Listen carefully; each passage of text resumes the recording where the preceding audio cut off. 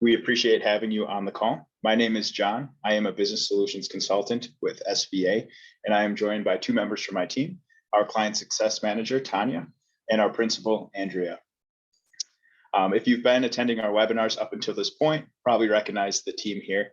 For those of you that are new, thank you for joining. We'll go through how this will work as we progress forward today. As you can see, our topic is the 2022 R1 release from Acumatica. So with the recent release of this version, we'll do a deep dive into that functionality. We'll see a demonstration today and an overview of some additional functionality. As we progress, you may have some questions. Feel free to drop those in the chat. Tanya will be monitoring that queue.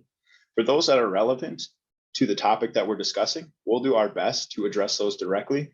For the others, we might reserve those for the end. As we wrap up today, we'll try to reserve some time for a Q&A. So if you have additional questions at that point, feel free to share them then.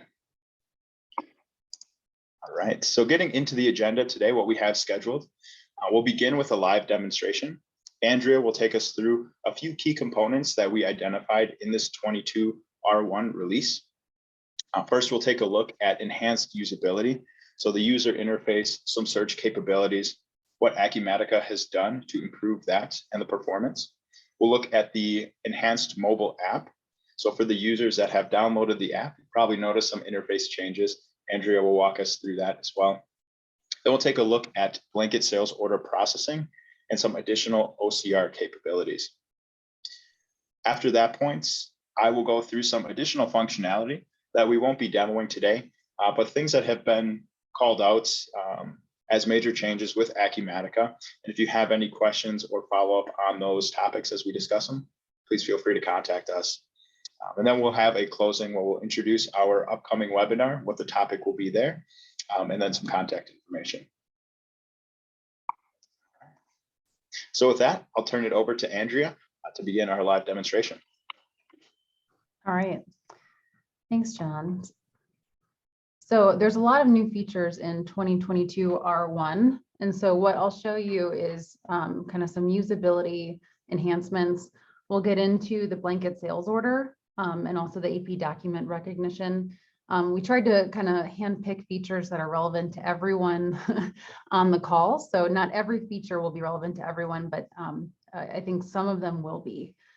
So the first thing I want to notice is that the Acumatica has rolled out some new dashboards with this version. We don't need to go into all of them, but if I go into my dashboards and manufacturing section here, you can see some new dashboards: engineering, manufacturing overview, production manager.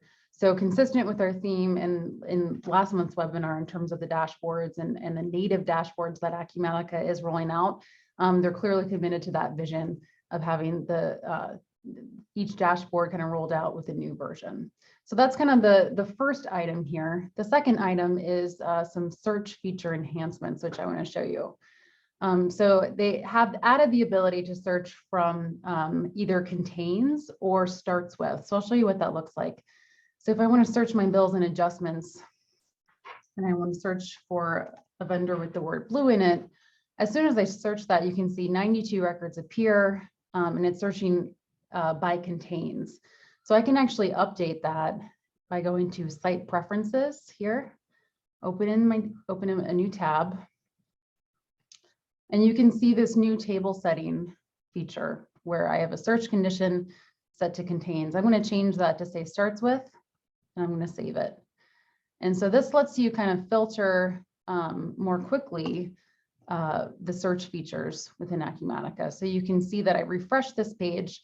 I set the condition to starts with, and now when it searches for blue, it will just search by what it starts with, right? Which is the first few letters. So that can be a nice feature. It can save some time. If I want to go back to contains, I can certainly do that by putting an asterisk in front of it and then searching it again. So you might want to adjust your site preferences with this new version to say starts with to more easily find what you're looking for. So that's just a minor feature. I think in general, the 2022 R1 version looks and feels the same. There's just these kind of usability updates as well.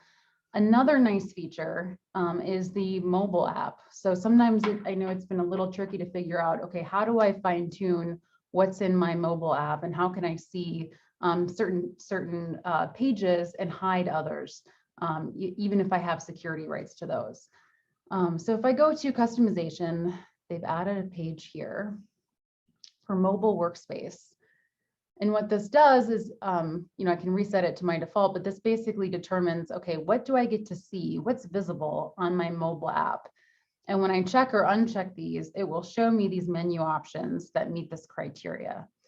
So I can tailor this, and I can also add workspaces as well if I want to.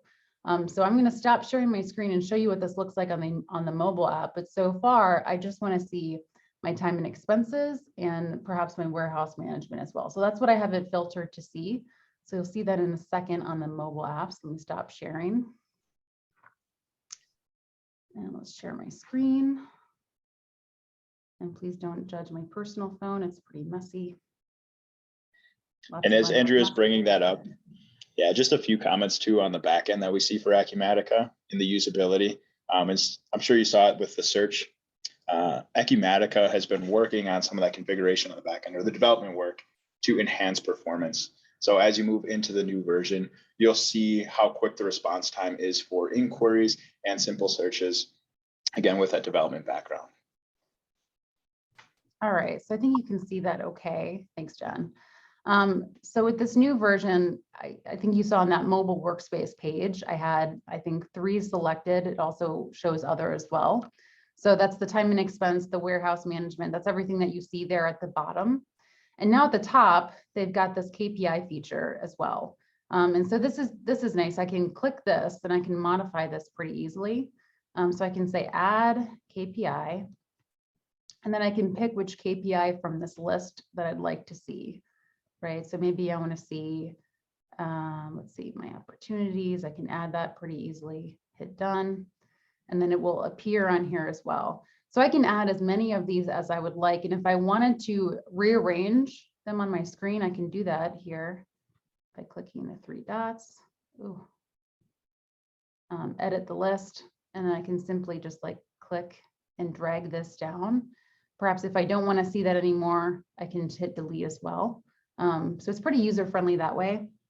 Another feature I really like is this recently visited section where it will show me all of the things that I've seen previously, and then I can open those up and take a peek at them as well. So that recently visited is a pretty nice feature. Also want to note that I can rearrange my workspaces here with the same function that I showed above. So if I go to edit list, let's say I want my dashboards higher up, I can just move that and save it as well.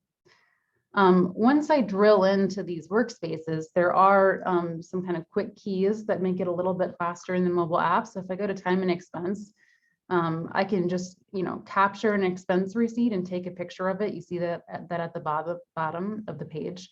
Otherwise, I can also just create a new one right away. So there's these kind of quick features that make it pretty user-friendly and easy to use. All right, with that, I will stop sharing. And that is available on the Apple and Android stores. And if you have the app already, but still see the old user interface, you just have to do a standard app update if it's not set to automatically do so on your phone. So with that, you'll be able to see that new, slick, modern user interface. All right. So the next thing I wanted to show you, and this is one of the ones that won't be relevant to everyone, but I think for some folks, it'll be really helpful. Acumatica has had the concept of blanket purchase orders, but with 2022 R1, they now have the concept of blanket sales orders. And what this allows you to do is ship large volumes over a long period of time to the same customer. And it can also be to the same customer with multiple ship to locations as well. So in this way, you can have one order that goes to multiple customer locations within that same order. So you can use this for planning and forecasting. The quantity on those order lines doesn't affect the availability in the warehouse. And it really helps with kind of the planning of those large orders. So I have an example, which I'll show you, and we'll create the child orders together. So I'll show you how this is set up. So with this new version, this is a new order type, BL for blanket order. You'll see some new fields in the header as well. So I have an expires on date. And so the status of this order can actually be expired, and I can be restricted from making changes if in fact the expiration date is less than the current date. So I have my customer and I have my location set to Maine. And here you can see below, let me just order this in ascending date, is that I can have, by line, let's say in this example, I want to ship computers, but I don't want to do it all at once. I want to do it over a series of months. And I actually want to change the location to where I ship those to. So all of these are in the same branch. My order date for this one is March 1st. You can see I've kind of segmented it out to, April, May. I'm shipping different volumes on those dates. I can pick what date I'm going to ship it. And over to the right here, you'll see that I'm actually shipping it to a different location. So in this case, I'm shipping it to my Paris location. In other cases, I'm shipping it to the main location as well. So what this will do is, this is the blanket order, which is kind of the parent order. When I'm ready, I can generate the child orders, which will then create child order types of SO that I will then create shipments against as well. So in this way, I can have multiple shipments open against the same blanket order at the same time, and also monitor the status of each of those. Another thing I can do, which is kind of nice, is that I can actually split the shipment as well. So if I click on the line, go to line details, and I say, you know what, I want to ship 300 on the 1st, but then let's say I want to ship the rest on the 21st, right? So as soon as I decremented that quantity, it created a new line for me to show me that I have 200 left to ship. I can change the date and hit OK. So in this way, I can take each line and kind of split them and segment and plan my shipping accordingly. So when I'm ready, I'll hit save. I can create my child orders. And what this button will do is it will proliferate the creation of all the child orders or lines in this blanket order whose date is less than or equal to the current date. So if I go over to this tab here, you can see it created several child orders. And then if I open one, you can see it brought over all of the detail, right? It brought over the customer, the date, the volume, when it was requested. All of that is available as well. So I don't have to kind of create those manually. So we don't have time to go through all of the shipments and all the invoices. Just wanted to show you what the blanket order can do, and the fact that it can be really helpful for orders with large quantities over a long period of time. Can be helpful for planning and forecasting as well. All right. So at this point, wanted to show you some updates to the AP document recognition screen. So I don't know if folks are using this today, but they did make some updates that make this a little bit easier to use. So what this will do is, if I have a stack of PDFs essentially that I want to create as bills, I can now kind of drag and drop them en masse into this incoming document screen. And what this will do is it will basically read them with OCR technology and use machine learning to better identify the vendor and the items beneath that and create AP bills automatically, rather than me having to create those from scratch. So to do that, I will just drag. So I have a series of PDFs here. I'll just drag and drop them into here. Oh, all records. And the enhancement in this version is that I can actually do this in mass. I couldn't do it before in mass, so it's now an inquiry screen. It will recognize all the documents and done all at once simultaneously with parallel processing. I can also view the history, so you can see that I did create these in the past, and I can see what invoice was created from those PDFs that I dropped. So everything in the top are the new PDFs that I just dropped. The last 3 are what I created previously. Another enhancement to this is that I can resubmit for recognition. So if it didn't read it the first time, I used to have to re-upload the whole thing. I don't have to do that this time. I can just resubmit it. So I'm just going to have it read one right now. I'm going to have it recognized. And what it's doing is it's going through the document, it's imaging it. It will attach it to the bill. And as soon as it's done, I can pop into that invoice. And this is recognized and start to look at it. Okay, so for this one, I need to identify the vendor, but it looks like if I scroll down, it did in fact capture the total amount due. And it looks like this is my invoice for 300 computers. So I'm going to go ahead and start entering my vendor. So I've got my vendor. I know that I've received, or I have a purchase receipt and a purchase order against these. So I want to make sure that I get that captured as well.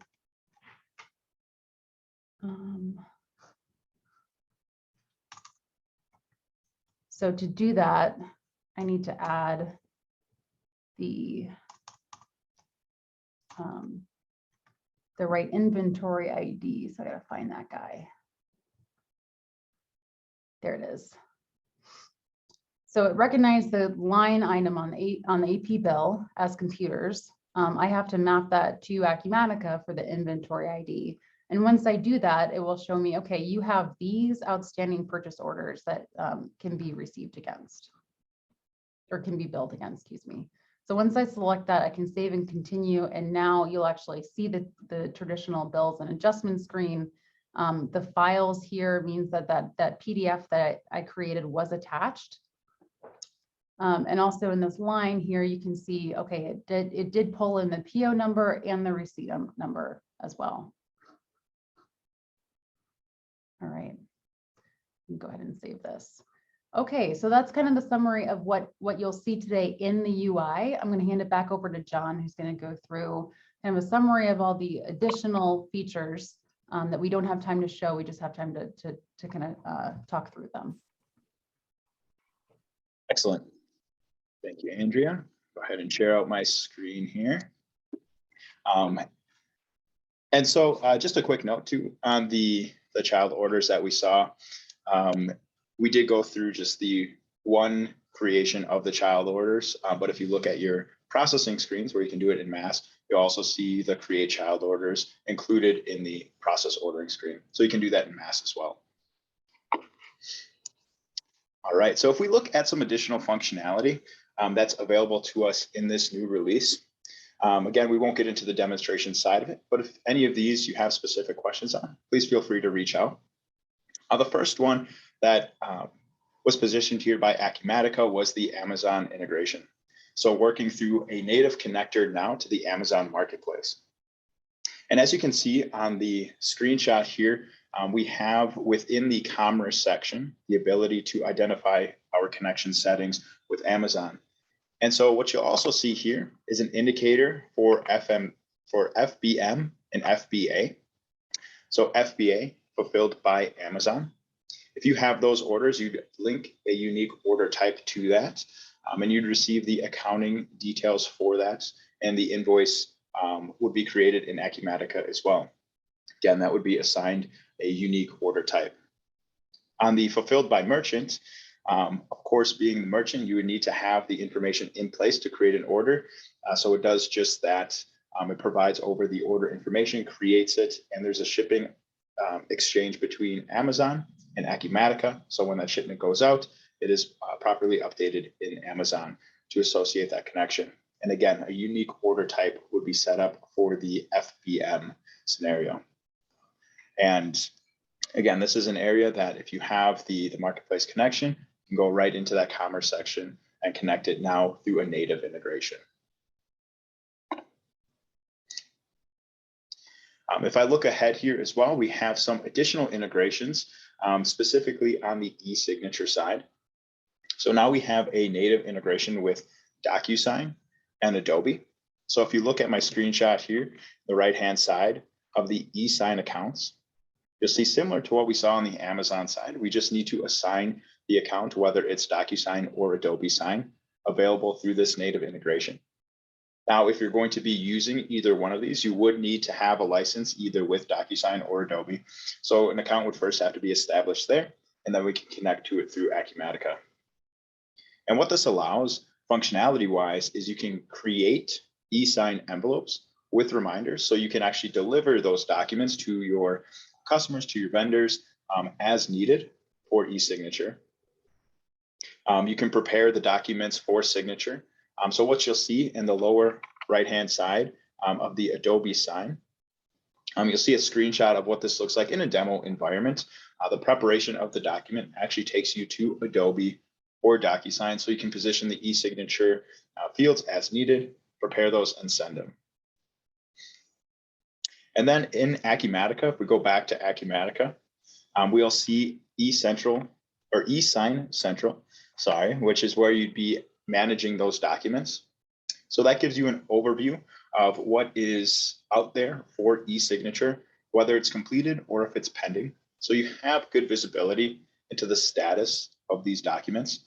And in that centralized location, you'll see both DocuSign and Adobe. So if you're leveraging both, you'll see them captured in that eSign Central. Now, where you'll see this capability available is where we have any module using document management. So in Acumatica, if you look to our files tab that's in the upper right-hand corner, you'll see our file management system that's in Acumatica. And in 22R1, if you have this functionality enabled, you'll see the carryover into Adobe and DocuSign. So it's available across most modules in Acumatica. And as Andrea had stated, Acumatica continues to move forward in the direction of providing dashboards. So if you took a look back, or if you attended our last webinar, we did a deep dive into the progression with the dashboards. So Acumatica is focused on the finance-based dashboards to begin with. Again, these were ones that were available in our demo environments, but are now available out of the box with the functionality. They moved from core finance into payroll and CRM. And now in this release, we have an overview of the manufacturing dashboards. So what that looks like is our production manager, and engineering, as Andrea had called out. Here are some snapshots of what those look like. And again, these being available out of the box, they don't necessarily have to stay this way. So you can always tailor it. But the nice thing is that it provides a foundation. So if we look at the production meeting side, which ideally would be used for just that, your production meetings, you can look at projects and their statuses across the board. You can isolate urgent project issues and drill into those. And also you can see late production orders. So you can focus on these core areas and drill into it for more detail. For those of you that have experience with dashboards, you know that there's an inquiry behind these dashboards. So you can always drill in for more detail, and then furthermore drill into specific documents. On the production manager side, we'll see an overview of orders that need to be released today. We'll see the capture of labor and material variances, which can be helpful from that managerial perspective to understand where those exist. And then an overview of our production statuses. So you can see in the second image here, the production orders by status has a funnel of what's planned versus what's in progress. So some of these to help visualize where those orders are at in the status. And again, drill down for more detail. The third one is going to be on the engineering side. So that covers engineering change requests and change orders, largely managing those documents. So understanding where they're at for approval, what's signed up for this month or a specified timeline, and status tracking on those. So a dashboard that's available out of the box directed towards your engineering team. And as we progress forward, we'll see more commitment from Acumatica to enhance or to make available some of those additional dashboards that we typically see in the demo environment as they refine them for release to you with your license purchase. Additionally, we have seen Acumatica extend into multi-base currency. So up until this point in Acumatica, they've been kind of laying the groundwork for enabling this. As you might imagine, when it comes to multi-base currency or having a tenant with multiple currencies across companies, there needed to be a stage set. So we've seen transitions with restrictions on vendors and customer. We've seen company groups. We've seen some enhancements in general transacting in multi-currency. So up until this point, we did have multi-currency accounting, so we could transact, capture the unrealized gain or loss for the currency, and have that GL, the GL postings for that level of capture. But we haven't seen the ability to have different currencies across companies in the same tenant. And so that's what Acumatica has pushed forward in 22R1. I do capture a screenshot here of where this multi-base currency is enabled. They are currently extending this further. So we have limitations in other modules where we can't have the multi-base currency existing with these modules. But these listed here, GL, AP, AR, deferred revenue, CRM, all of these are able to work with your multi-base currency. So largely what they aim to accomplish is being able to file taxes across multiple countries. So being able to report to different taxing authorities within the same tenant. Additionally, produce financials for multi-base currency entities and consolidate them. So if you have entities that roll up under a different currency, Acumatica has introduced this functionality to enable that, to make that translation easier, more efficient. And then largely just looking to simplify tasks across the organization. So when you have entities that are interacting in different currencies, you can share inventory items within currency prices, which is a nice change for the inventory items, being able to house those different prices. Automate the buying and selling between entities, sharing vendor and customer lists, and also centralizing the approval. So again, Acumatica has been laying the foundation for this. And this is their first launch into the full multi-base currency across the designated modules here. And we'll see more of that in 2022 and 2023.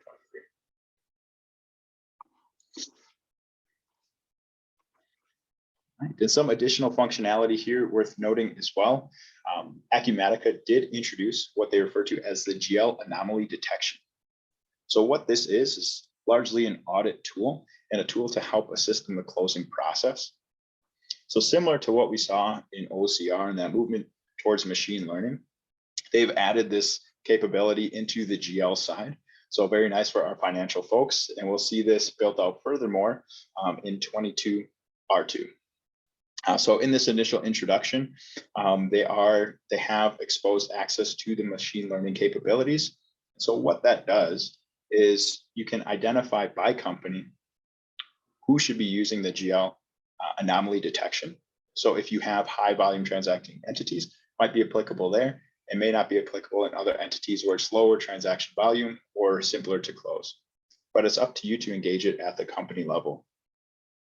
And what it does is it looks at the transaction submitted through the close process. It learns from your reclassification history. It learns what those GL transactions look like in the close process to identify errors. So you'll see dashboards that support this that indicate where errors or areas of focus should be. You also see a prediction level indicator through the GL anomaly detection. And again, it's a machine learning process. So as you continue to submit those logs, you'll see improvements in those predictions in the error detection.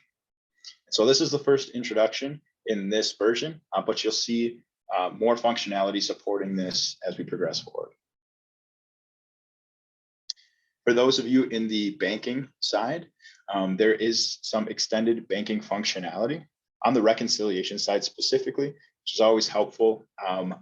Previously, we had some challenges with lining up Acumatica transactions to bank statement transactions. It had been a one-to-one situation, and then we saw in the last version the alignment of multiple payments to a bank statement line. The multiple document matching has now been extended in the reconciliation to include credit memos and debit adjustments.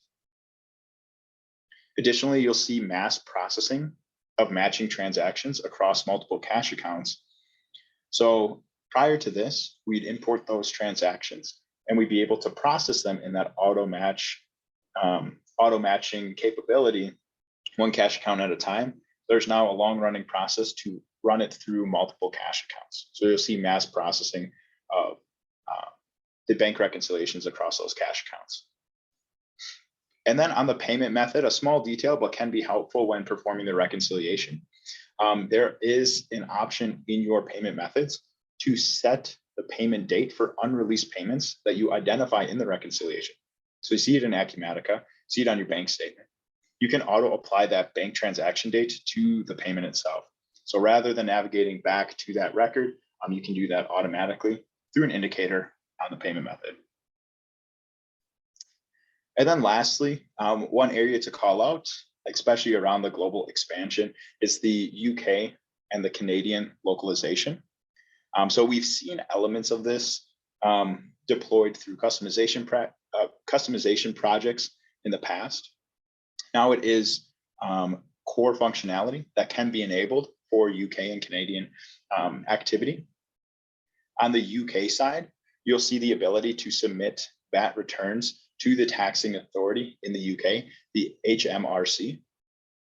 You can also generate BACS compliant files or BACS compliant files for the UK.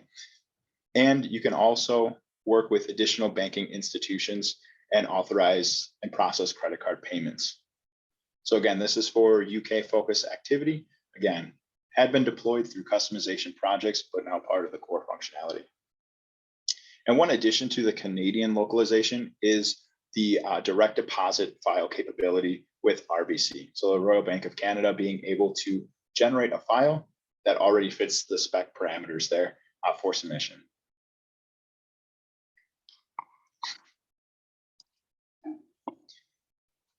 All right, so that covers the functionality that we identified as critical based off of what was released in this 22 R1 update. Andrea, any additional comments on functionality before we get into the closing? I don't think so. I think we'll do this again when 2022 R2 comes out, and we can go through things like anomaly detection and some of the things that John talked through today. Absolutely. Yeah, so as we see some of the functionality that I just described be further built out by Acumatica, that'll give us a better foundation for demonstration, and we can capture that live. As we look forward to our next webinar, we are looking for May this year for our next one, focused on customer management, diving into the details there on the CRM side. We will provide a link to this recording along with a short survey as well. And if you have any questions, feel free to contact us. We have our technical support email positioned here for any follow-up. Again, if you've seen functionality here presented that you'd like to inquire more about or you think might be applicable to your business, feel free to contact us. And Tanya, do we have any questions in the queue? I've had it up on my side. I don't think I've seen any flow through. We do not. All right. All right, so with that, I think we could probably wrap up unless there are any questions. I don't see any activity coming through on the chat right now. So thank you for attending today. And again, feel free to contact us if you have any questions. Thank you. Thank you.